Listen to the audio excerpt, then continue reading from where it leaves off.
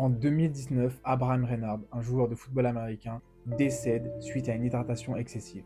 On parle souvent des gens qui ne boivent pas assez d'eau, car c'est encore le cas de la majorité de la population, surtout chez les hommes, mais on parle rarement de l'autre aspect, boire trop d'eau. Mais pas de panique, le cas présenté en introduction fait partie des rares situations causant la mort. Ici, on a eu une chute brutale du taux de sodium dans le sang, causée par la simple chaîne suivante. Un gros effort avec une transpiration excessive éliminant les sels minéraux, avec en parallèle une absorption rapide et massive d'eau pure.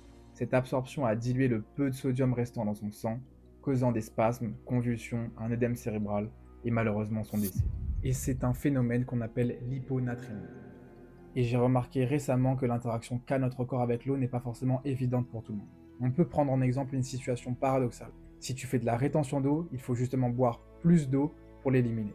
Pour faire simple, quand tu bois trop peu, ton corps va se mettre en mode survie et va stocker l'eau pour se protéger. Mais quand tu bois suffisamment, ton corps va comprendre qu'il ne doit plus stocker et va libérer le liquide retenu via les urines. Bien sûr, ici je simplifie au maximum.